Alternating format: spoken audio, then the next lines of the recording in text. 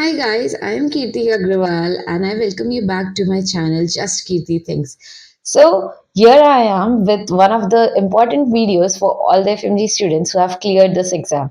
So after you have cleared your exam, what is the next step? This is my next video which is mainly on the steps that you have to take after your FMG exam to get registered in India and start practicing.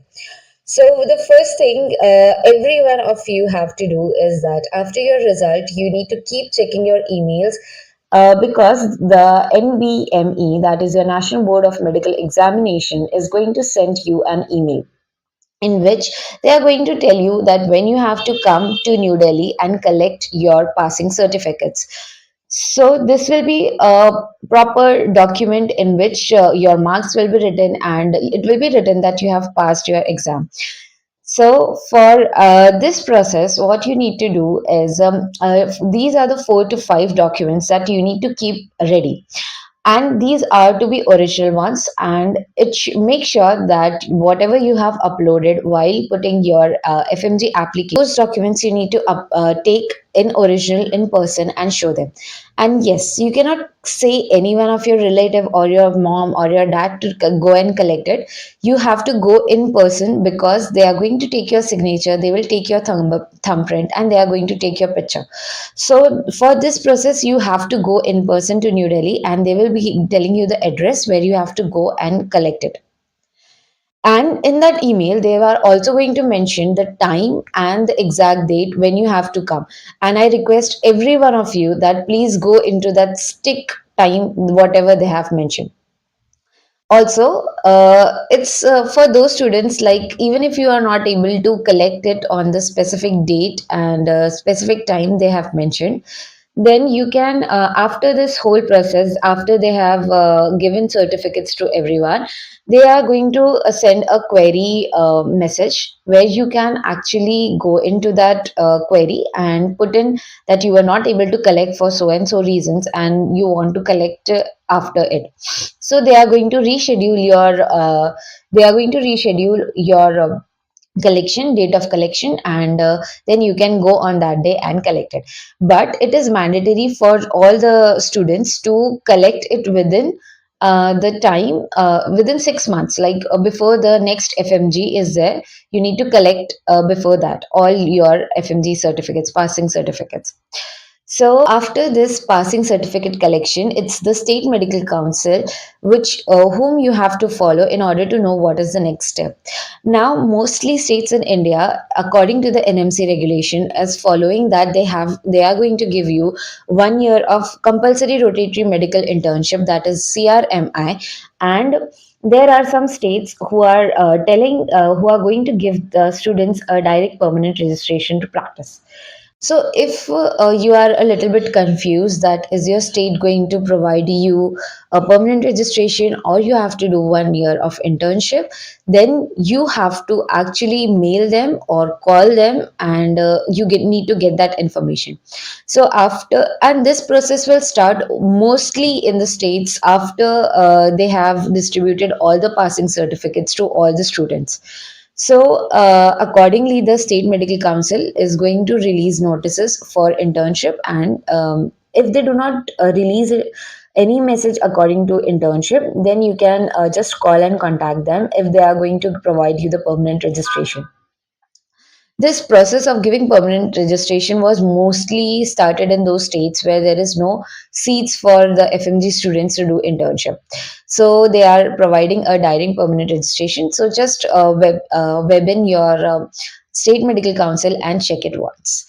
After you have checked it, I will like to tell you that if you are getting a permanent registration, then you just have to relax, keep all your documents ready, and especially your degree, your university documents, and basic documents that you will need if you are getting a direct permanent registration.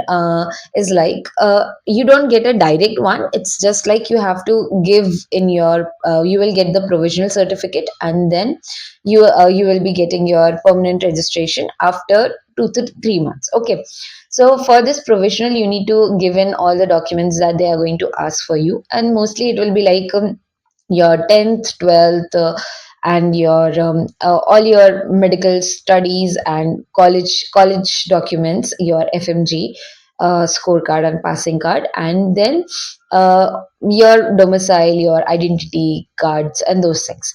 Okay, so these are the basic structure in most of the states that they are going to ask for. And after this completion, what you need to do is get your provisional registration, and after some months you will get your permanent one.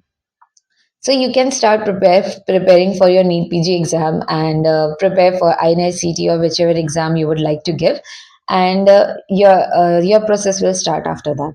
But for those who have to do at least 1 year of internship, I'm saying at least because there are some states who are telling students to do 2 years or 3 years of internship. So, like for 1 year, they have actually made it compulsory, irrespective of the fact that you have done internship in your countries of medical study. Okay. After this, what you need to do is keep browsing the website of your state medical council, and in that, the information bulletin part, you can, after your passing certificate date has been done, you can just go and browse it in the information bulletin. Now, in information bulletin, they will keep on posting whatever new rules have been there, or if they have posted something about internship. So I request you, after you have collected your passing certificate, just go and check the recent information bulletins. Like you can check, supposingly you give the January exam, then you can check the previous year's July exam and how they did the internship process and all. And if there are some rules according to the NMC that they have changed, then they do post about that as well.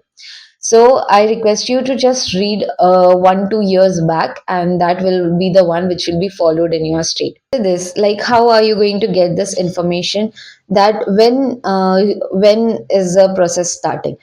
If you are able to browse regularly, please keep browsing. If not, then you just join in the WhatsApp groups. There are Telegram groups, and even there is an channel on Instagram where they will be posting whatever new schedules have come for the internship. Actually, it is going to be a complete schedule in which you will be there will be written the dates and how on what date they are going to do what process. But for some states, what they do is they do not do the CRMI process with the provisional registration. Yes, in some states, it's that they do the CRMI process and provisional registrations in two different steps. But usually, in most of the states, they are doing like a CRMI process plus the provisional registration process together. Now, why I'm telling you two different things is that for the internship, what you have to do is just fill a basic form, put in your details, give your 12th and your passing and some basic documents, and you can start your internship. But for doing provisional registration, they are going to ask you about a lot of documents, and you need to keep all of them in original ready. This your state medical council is going to release those notices, and you can do the whole application form and those things whatever they are asking. Now, I request you that please be very attentive in this, because for some states, like in Delhi, what happened is the moment they released, they wanted all the students to fill in the form in 1 day itself or 2 day itself, and after that, in third day or fourth day, they called you there, and they wanted you to show them the original ones. So I request you, everyone, be very attentive, and please keep following the groups of your states so that you get to know the information. Now, after this process, after this thing is there, I'm going to tell you how you need to prepare your documents for this whole process of provisional registration and CRMM. Now, the documents that you need is, firstly, your 10th. 10th, all your, if you are from state, colleges or state schools, and you will be having different kind of passing and your scorecard.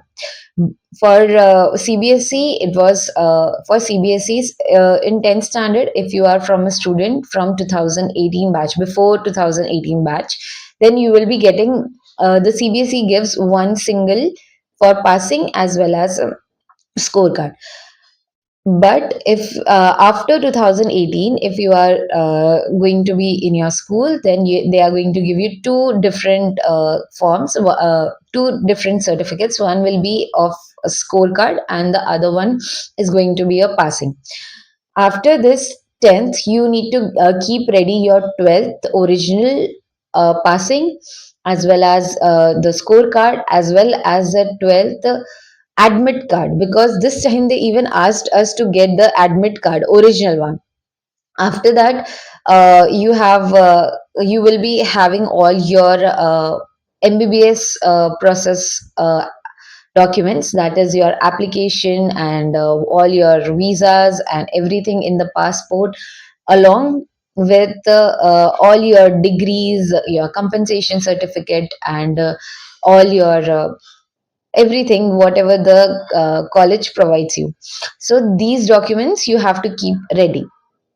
Now, if you have done your examination, if you gave your FMG examination on the basis of the provisional certificate that your university have provided, then you can take that, but try to get the main degree as well. If you can get that, will be better. Now, after this, the next document that you need is your domicile. If you are not ready with your domicile, please apply for a domicile, so that at least you have the application letter of the domicile that you have at least applied, and after 1 month or something, you are going to get the domicile. Domicile is very very necessary because of one thing, that there are students who are coming from other states as well, so for doing internship. So for this CRMI process, at least you can apply for two states. One can be your own state, and the other can be the other state which might start the CRMI process a little bit earlier. So I request everyone of you to join the state, that whichever state you are belonging from, because after that also your provisional registration and your permanent registration, and that will be a little bit easier process for you. So after this, after you have collected your domicile, then you need all your identity cards, like your PAN card, Aadhaar card, your passport, and your properly made passport. Especially, I request every one of you to see the visas and all the stamps of going to that country and coming from that country. This is very important because of the COVID situation. They want to count the number of days you are in that state, and number of days that you are in that country of your MBBS, and how many days you have done online. So after this, the other document that you need is your FMG scorecard, which you will get from Delhi, and that has to be original one. You cannot use the online one which you get. Online also you will get one scorecard, and the other will be your passing certificate that you will get from Delhi. So that passing certificate you need compulsory, and other all the. So I forgot to tell you one document, that is your NEET UG scorecard, and this is important because uh, from our batch, that is from 2019 batch, it was like you need your score itself in order to show that you are eligible for that.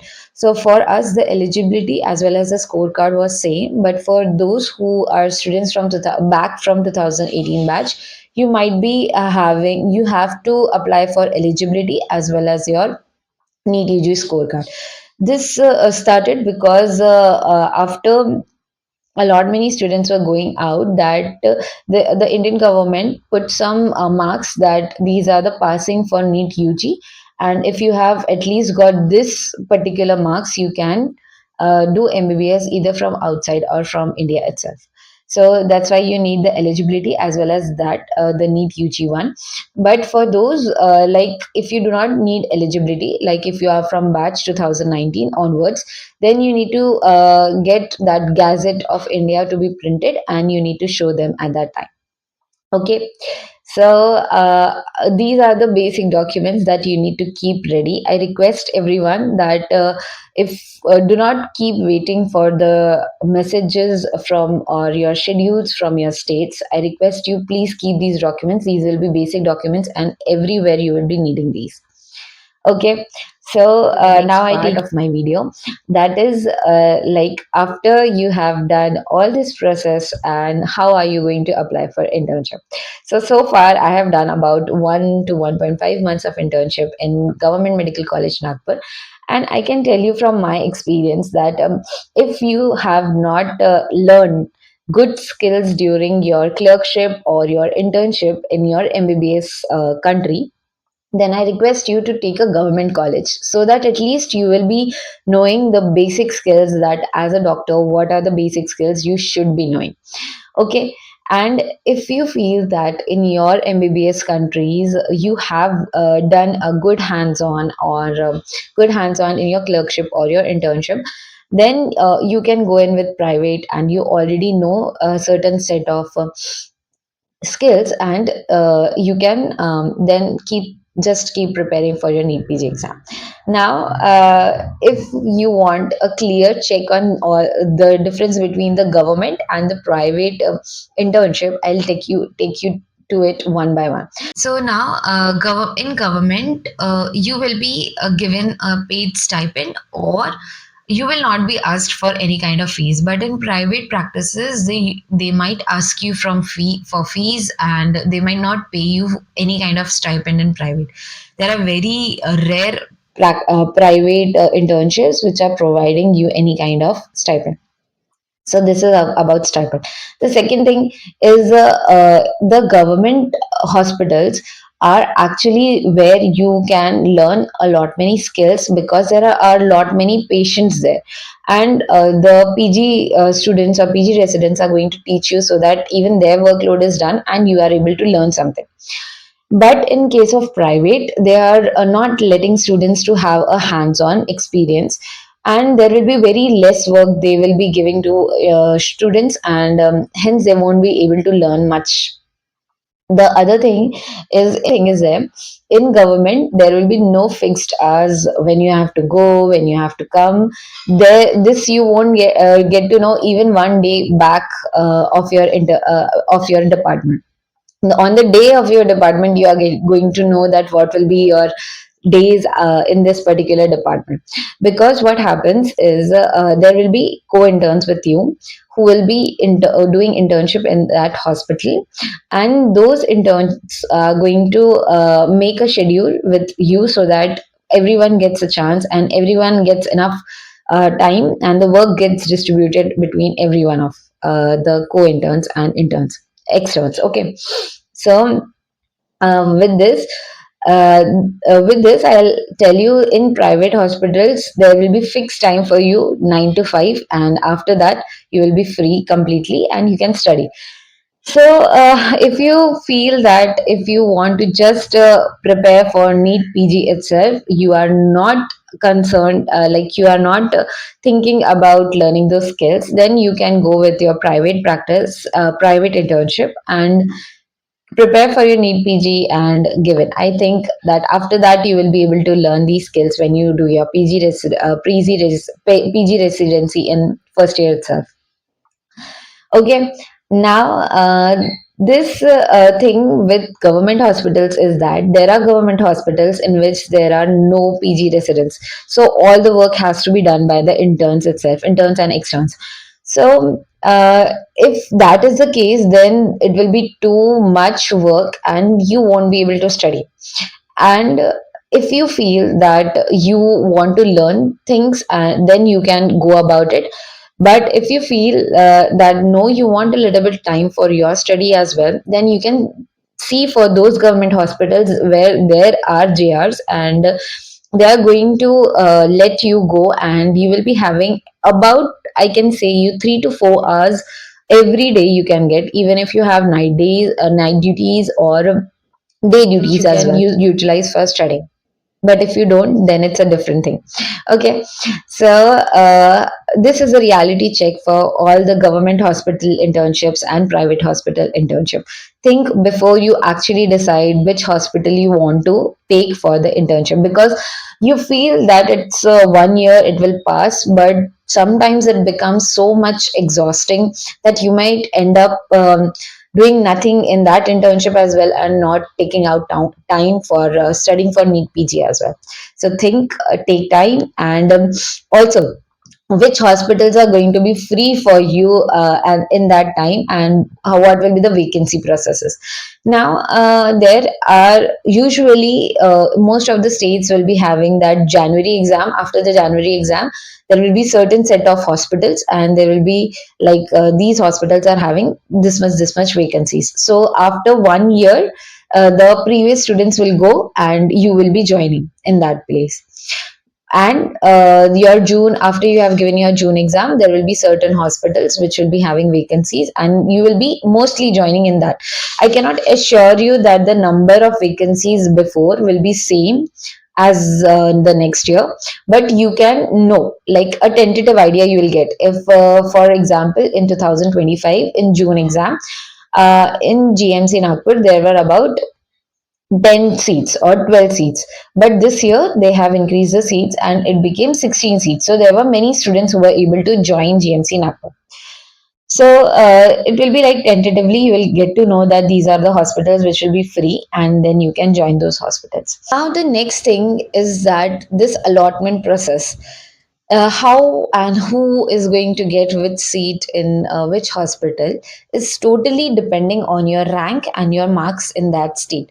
For us as well in Maharashtra, we got after we did that documents process, they just made a merit list and they gave rank one by one, and hence on that basis of rank and marks, we got those hospitals.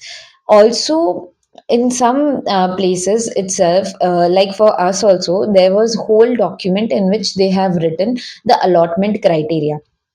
Like for us it was like, if two students are having same marks, then they will be following, they will be taking those student who is the domicile of that state, who has the domicile of that state. And the second reason Age that they criteria. had, that if someone who is older than me will be getting that hospital rather than me getting it.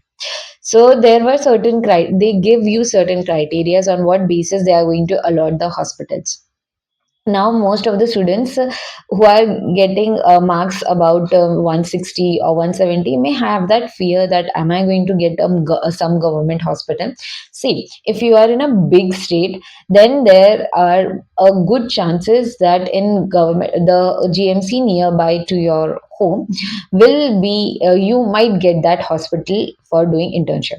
But if you are from a small state and then you are thinking that you have to do it in a government hospital, then I cannot assure you that thing, because government hospitals in some states are just having one or two seats for FMG who can do internship there. So might be at that places you won't get it, but if you feel that way that you need to do it in a government setup itself, then you can opt for some other state as well, because two states are allowed for you. You can go for other state for doing internship. So I am ending this video with one of the important things, that please learn to take a good decision, because whatever decision you take now is going to affect your future. And make a wise choice whenever you are doing these important stuffs. And I know that all the FMGs have a big struggle because of staying in those country, and because of COVID, all this compensation thing is going a lot. And I request every one of you to stay happy, and rather than thinking about rather than taking stress about anything, just keep doing, and you will go through it. And thank you so much for watching this video. I hope everyone likes it, and please do subscribe my channel, Just Keep the Things, to see more and more interesting things in future.